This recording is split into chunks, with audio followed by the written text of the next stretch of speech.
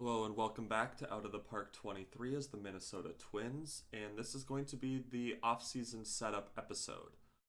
And so with this one, we're going to talk about a couple things I haven't always done, just because there's some more stuff that's going on versus what has been in other ones. We're going to start off with arbitration here, because I haven't had a ton of ARB-eligible players in the past, so I've kind of more or less skipped over this, but this screen actually has quite a few things to talk about. So, Bo Naylor is gone. The Rule 5 pick really never panned out. Didn't do a ton for me. So at this point, he's just kind of eating a roster spot. There's no reason to pay him any money, so he's gone.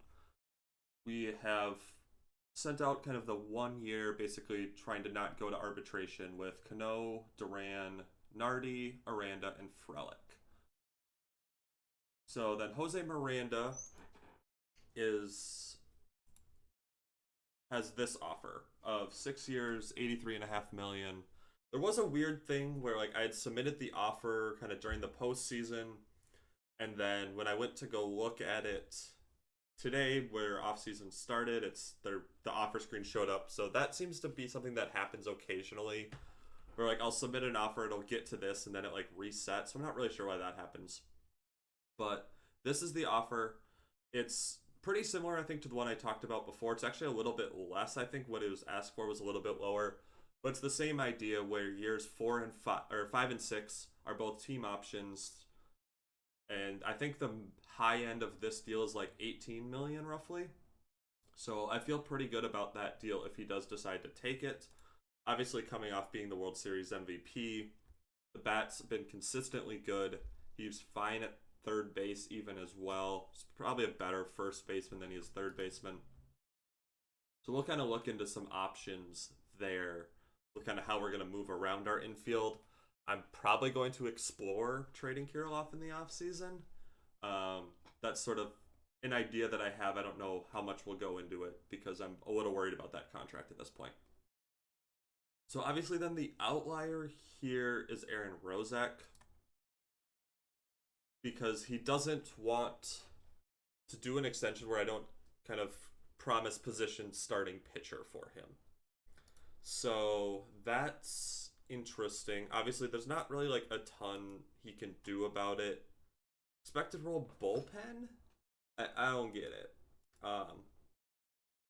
But yeah, because obviously the kind of question here is that yes, he's a good long reliever. He's eaten a ton of innings from me over the last 3 years, but he hasn't been effective as a starter. And really, that's 24. Let's see if we can kind of regular season. Can I view? Well, I don't know how to call that up exactly, but he struggled as a starter. He's been good at kind of giving me 2 or 3 innings, but anything beyond that seems to be out of scope for him. I think because this is even as a reliever, it's just 50 stuff.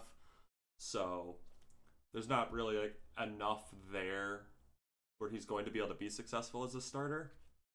Obviously coming off the great postseason for us. But realistically, how much investment I really want to put into him, I don't know. I think we're just going to go to arbitration with him. I don't think it makes sense to let him walk for nothing. So we'll probably do that, kind of continue with him in that role. As far as free agents go, Presley did decide to opt out of the 15 million and then is asking for 4 years, 13 million. So that's sort of interesting. I would have expected him to opt out looking for more money.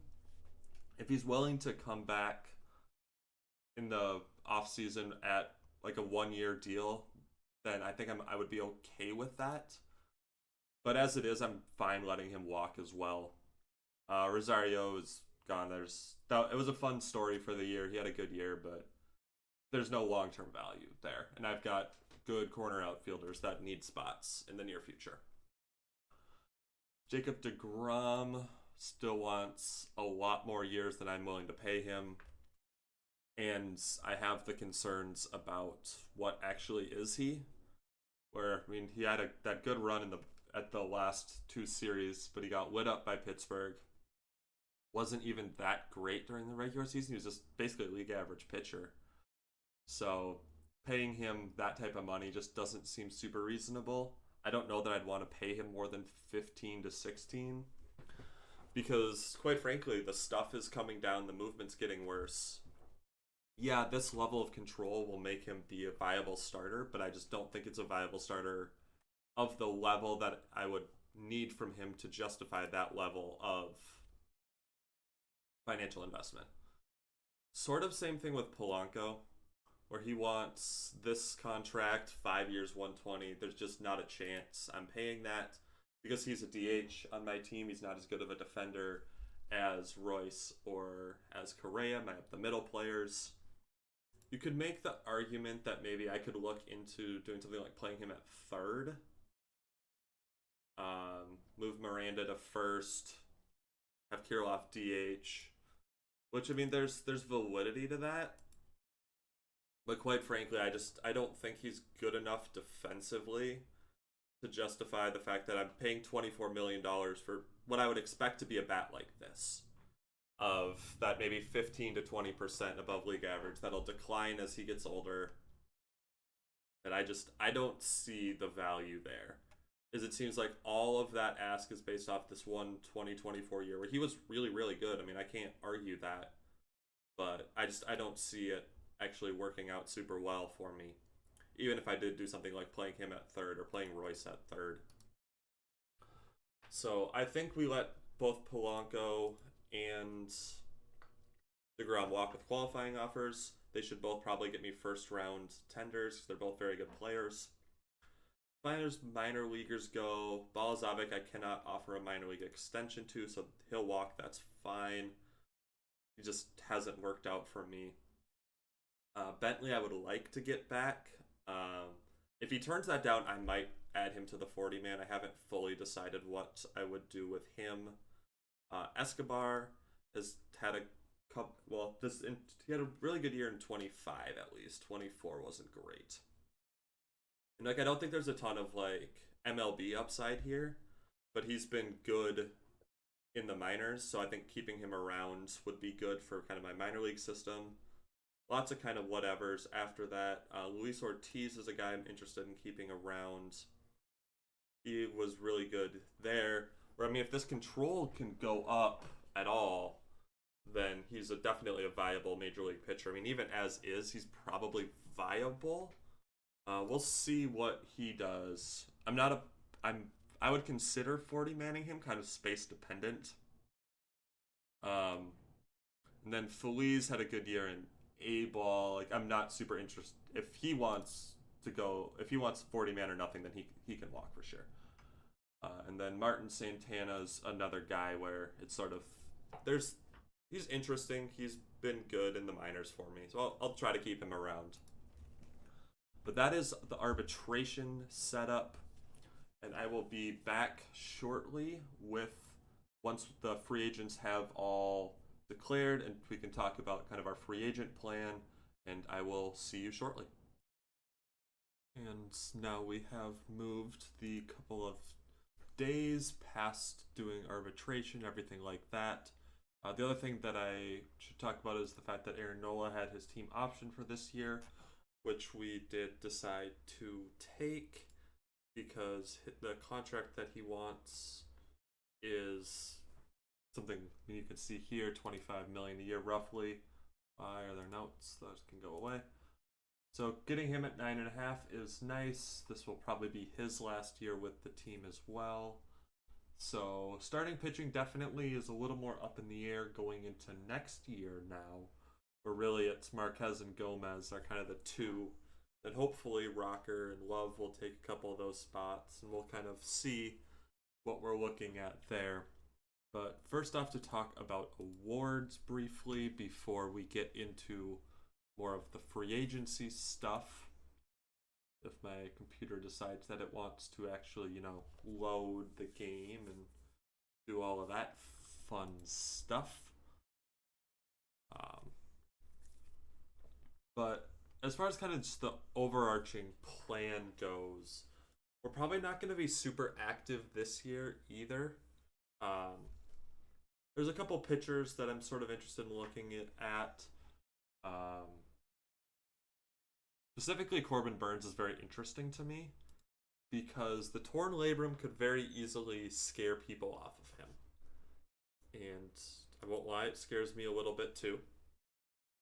But a contract like this, if it maybe comes down in price a little bit, is something I would be okay with. Because more than likely, this isn't more than a 3-year deal. So I would be okay with offering something like this if it was in the range of 20-ish million, maybe.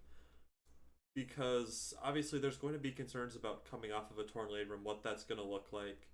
You don't get a ton of him this year, this upcoming year, because it's still 8 to 9 months. Means that maybe end of September he's back, he does a rehab, and then is pitching in the playoffs, something like that. So that's potentially interesting. But talking about awards, we can first go ahead and take a look at the Gold Gloves. The Twins got 2. One is Jacob deGrom, who's obviously no longer with the team. Correa wins another one. I was hopeful that Royce was going to get the second base one, but he unfortunately did not. I do think Royce will win at least one in his career. But other than that, kind of a lot of the fairly standard names at this point. The thing that is a little interesting, obviously, is some of the switch-ups means that some people that were kind of winning them a lot in old leagues now have different competition for them, so yeah, it's nice that I don't have to be competing against Lindor for shortstop Gold Gloves. But that is that. Reliever of the year, Duran is back to winning this. Probably at least partially just because the fact he threw 135 innings is a lot. I actually didn't vote for him. I voted for this guy, Brooks Wilson, who I thought had a very, very good year. The sub-2 ERA with, how many saves did he have? Yeah, led the league in saves with 38. I thought that was a very good year. So we do win that with Duran. Silver Slugger, I don't think we actually win any. There wasn't really like a huge bat for us this year anywhere. The only person who I would have even thought would get it would have been Gallo, but he's competing against this year from Kyle Tucker, which, spoiler alert, this is the MVP. This year is just outrageous. I will. Okay, so Rookie of the Year, this guy, Sammy Ciani, had a really, really good year in the American League. 4.5 WAR for Mexico City. That's a really good piece to build around if he can continue doing that. Fragile's unfortunate for them. This was spread out, not a ton, I guess. Tyler Callahan won this. The rookies here were definitely weaker. Sal Morales gets a decent amount of the votes for Sexsmith because, again, the defense, the bat was really bad this year. Wow. But, I mean, you can tell just how good the defense is. The fact that he has 67 OPS plus and is still worth almost 2 WAR. That's really good. I think he did win the Gold Glove. No, he actually didn't. Nikolai Taylor won it. He'll win plenty, I think, moving forward, though. I'm a little surprised that Baldelli did win Manager of the Year again here. Because I didn't have the best record in baseball coming off of a 100-win year. I would not have voted for Rocco for this. I probably would have voted for the Houston Manager just because of the way that he got the team turned around midway through the year to end up with the most wins in the American League. And Houston got off to a really bad start too. So that's what happens there. Cleveland's manager, Doug Johns, interesting name. I think that's probably reasonable. AL Cy Young goes to Zach Wheeler. I don't understand the vote for not Zach Wheeler, because if you look at this season, this is absurd. 213 innings, 2.3 ERA, 8.2 RWAR. Like, this is legitimately, like, you could talk about him for MVP at this point. I think if you didn't have the nuts here from Tucker, but this is a really, really good season. Like, absolutely was the best pitcher in the league. Marquez and Duran both get some votes. Cubs pitching staff with 1 and 2 is pretty crazy there. Max Fried wins the Cy Young. Wow, this is split quite a bit. Wait, Cody Whitley got 8 first place votes? I mean, I guess. Yeah, great year for him. We should have not traded him back. Whoops. Jake Agnos had a good year. Kopak unfortunately does end up with a partially torn labrum.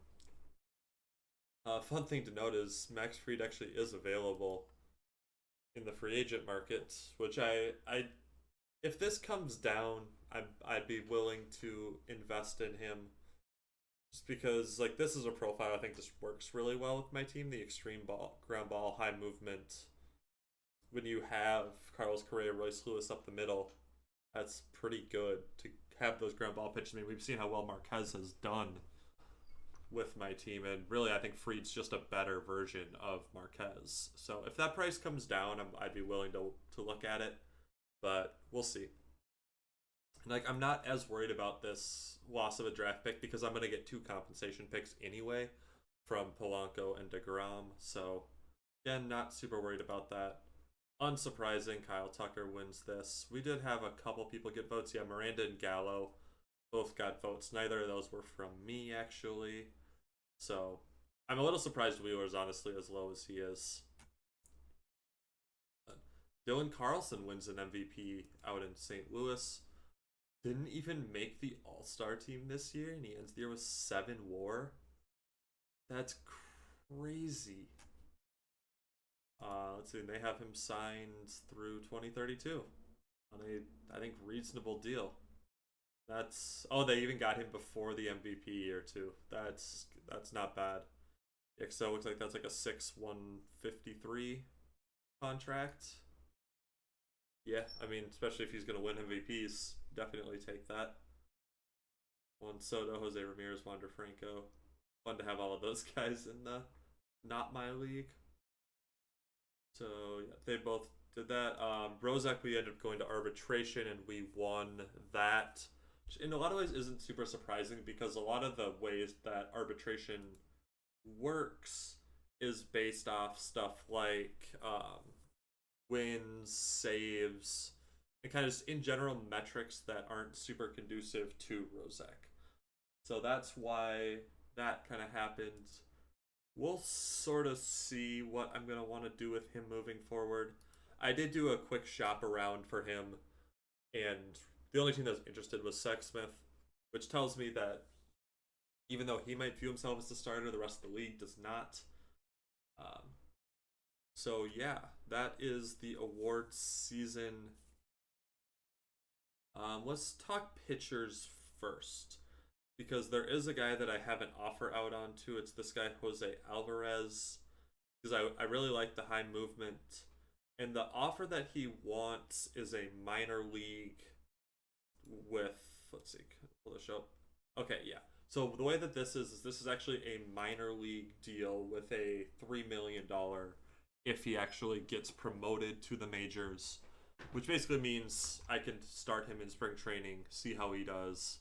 If he doesn't do well in spring training, start him in AAA, give him a chance to see what he actually does there. And I think it's worth a shot going after him. The other guy I was potentially interested in is this guy, Ismael Salcedo, who I do have a scouting task out on him because he wants, $6.5 million a year. So I'd want better scouting accuracy. I mean, OSA is higher on him than my scout is. So we'll see kind of if this goes up any, then, I mean, maybe. But I do, generally speaking, like where my bullpen is at. So I'm more willing to invest in starters than I am in relievers. So when we take a look at our pitching staff, really we're going to look kind of pretty similar to last year. Marquez, Nola, Gomez, Alcantara will all start in the rotation. The 5th spot will most likely be a battle between Rocker and Love.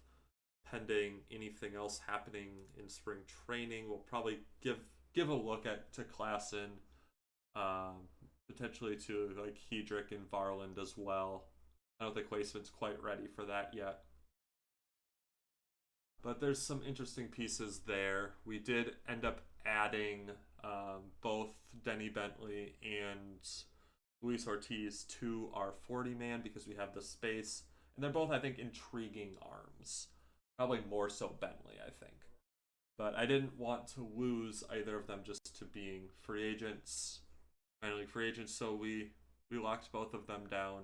I'll probably have to add, I'm just going to do this now before I forget, because I would not be shocked if Nunez got taken in the Rule 5. I'll do more of a look through the Rule 5 later, but I don't really think there's anybody else that I'm missing that I'm like super worried about. Actually, that's a lie. Have I added Baez yet?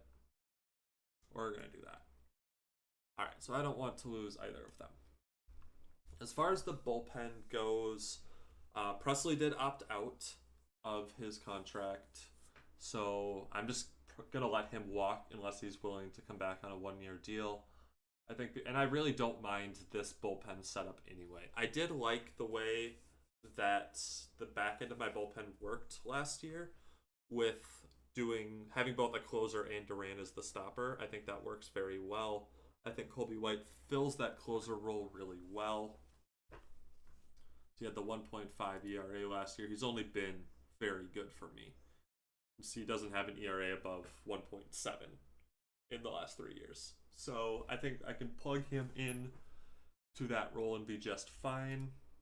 He's made an all-star team. I think that'll be good.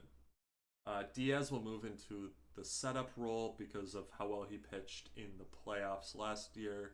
And really, he was pretty good this year in general.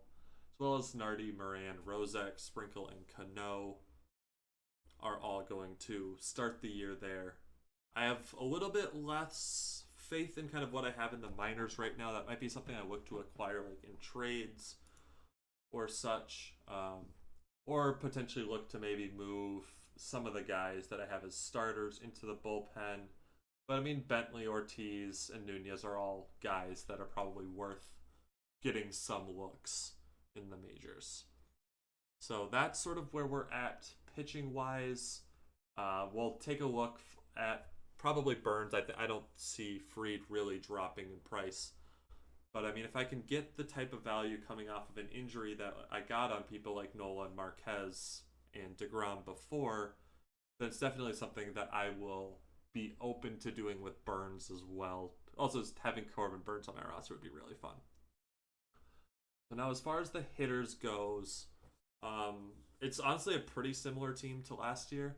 At this point, I only have 12 because there's kind of a couple of decisions that we'll have to make here. But the starters looks pretty similar to last year, where it's going to be, I mean, Frelick, Kirilloff, Miranda, Gallo, Correa, Lewis, Buxton, Hunt were all starting hitters for me last year.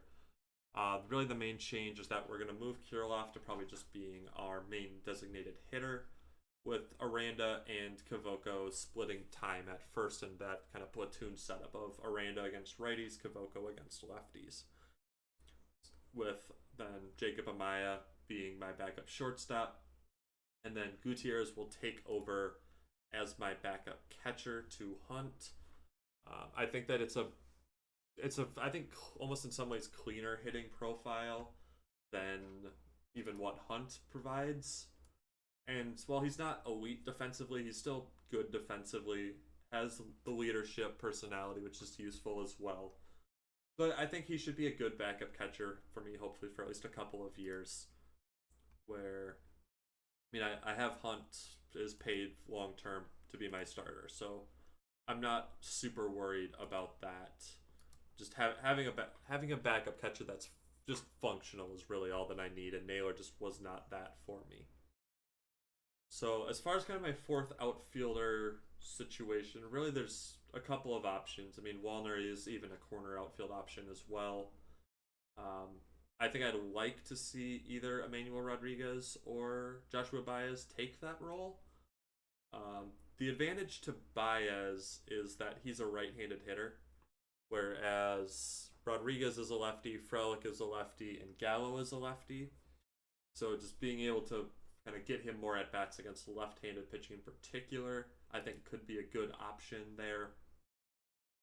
And then, obviously, Rodriguez is just another hitter that's it's less of a volatile profile, I think, hitting wise than Baez is, because obviously there's not as much discipline. He'll strike out more, but there's more kind of home run potential. But the problem is he hasn't super flashed that yet. OSA is the home run power lower, which I honestly am sort of inclined to believe. The other nice thing with Baez is he's been pretty good defensively, so that is nice. Rodriguez, I think, has just kind of been fine defensively, even just in left. Yeah, so I mean, kind of about league average, maybe a little bit above it. So, yeah, that's sort of the corner outfield then situation, is probably between those two guys. And then there's the Chappelle and the Kerstad are still around. Isbell's still around. Victor Scott kind of struggled once he got called up to AAA last year. And really, the batting ratings aren't super great. So, I mean, he could play center, but yeah, I still don't really love where I'm at there as far as center field.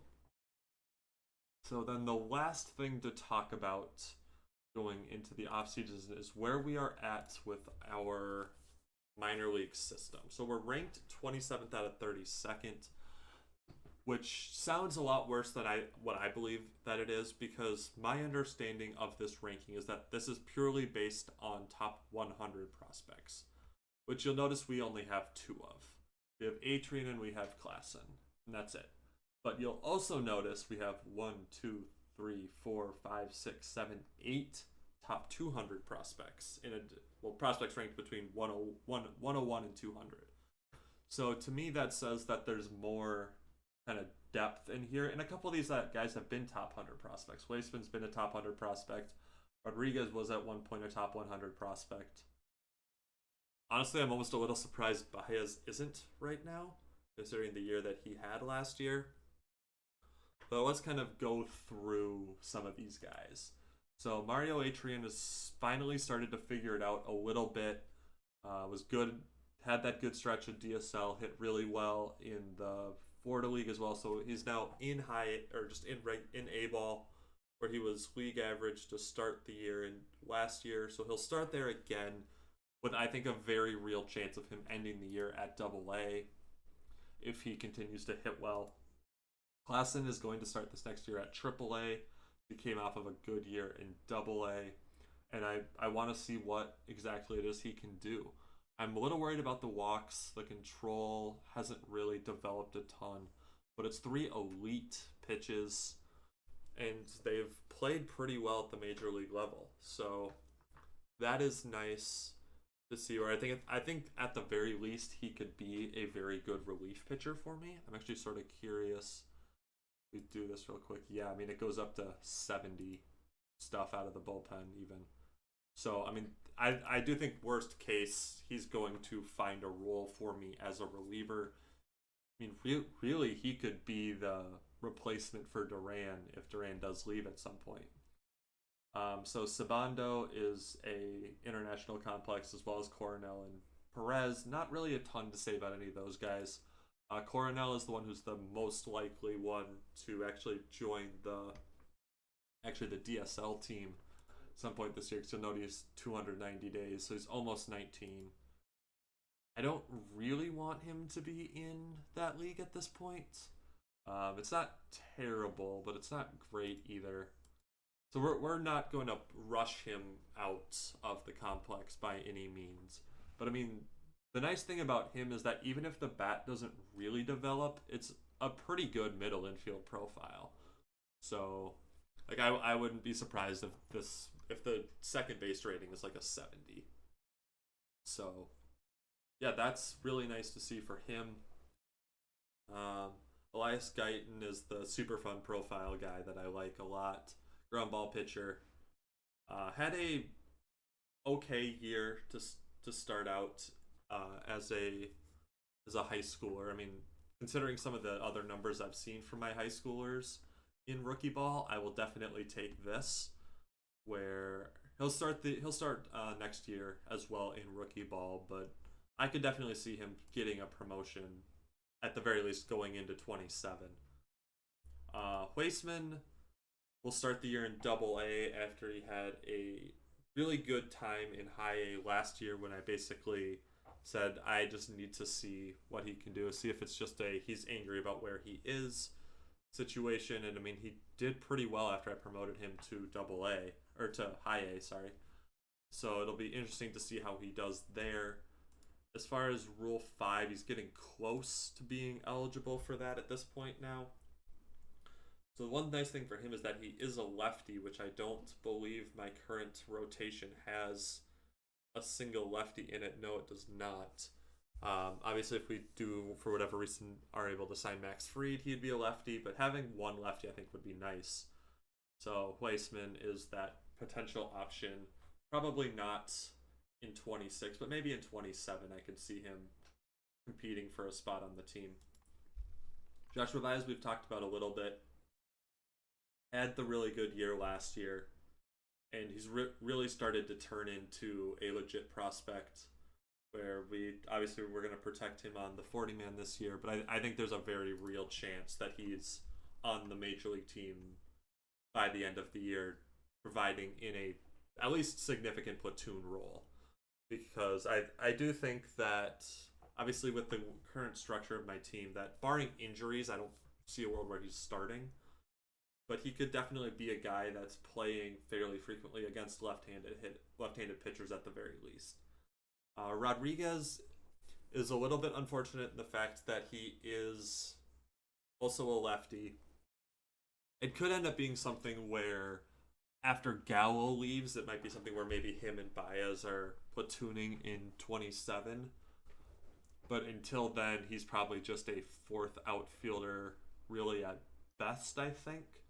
But as far as fourth outfielders go, I mean, he's a pretty good one. So I think that he's probably more likely, I think, than Baez to start the year on the major league team. Even though there's less utility to him, I think Baez could definitely get some use out of starting the year in AAA.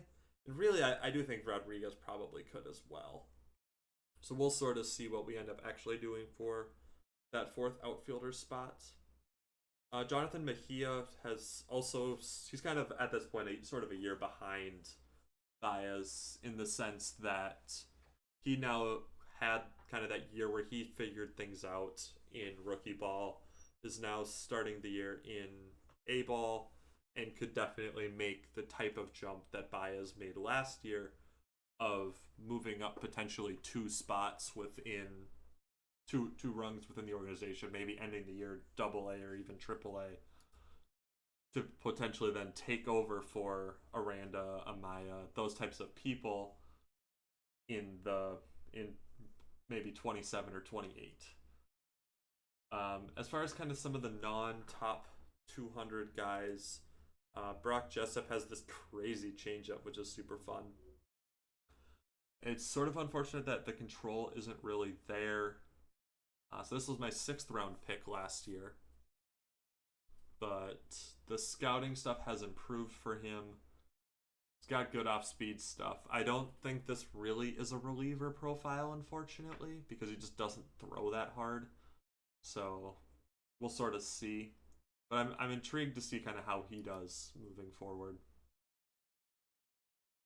Luis Lara is starting to hit a little bit better. I'd really like to see him turn up this bat at all, because I mean, this is a legit center fielder. You can see in 50 games was 5.9 zone rating. So in a 150 game season in the majors, that'd be 17-ish zone rating. So I really want to see him turn into something. Still got a couple more years before Rule 5 is a big concern. So let's see, I forget what is his thing here. Yeah, he's not like really ready even for rookie ball, I don't think, because I want the bat to develop at least a little bit more. Where if this can kind of get itself up to like league average or so, that'd be really nice to see. And then Collier is kind of the last person to really talk about, where he really just hasn't super turned out, unfortunately. I was really excited for him, obviously, with that first pick we made in this save, but he just really hasn't been able to figure it out. Where he didn't kind of do that. I kind of made the same call that I did with Wasteman, and I think pretty similar time, to just go ahead and say we just need to see if he's just doesn't feel like he's being challenged or whatever. But the thing is, just he hasn't really hit. He's good defensively, which you can see being worth positive WAR with that bad of a bat. So we'll sort of see. I might even try moving him to Double A or something like that. Potentially moving forward, but the thing is that, especially now that I did sign Miranda, he did take this deal, which, yeah, I mean, could potentially only be a 4-year deal, but that I am sort of locked in to a certain degree to my infield at this point, unless I am able to trade Kirilov, which is something that we'll sort of see how this year goes. But this contract is one I'm worried about. Absolutely. Because I think I've signed too long of a contract, and I didn't give myself enough outs, where I probably should have tried to put a team option on this year as well. Yeah, so we'll sort of see what we end up doing with him moving forward. But yeah, I think the team is still in a decent spot moving forward. I don't know. I'd be, I think, fairly surprised if we're able to win another World Series. Partially just because winning 3 in a row is super hard. We've had pretty good injury luck, all things considered, especially last year.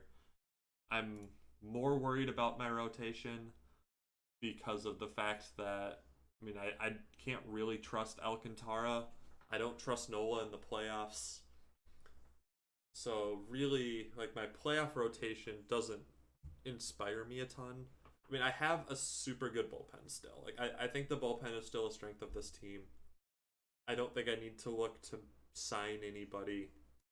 And really, there's not any, like, big stud relievers really out there anyway. Other than, Presley, Munoz would be the one that I would potentially look at, but I don't know that I want to commit to a 5-year deal for a reliever, even one that I do think is that good. The walks haven't been too big of a problem.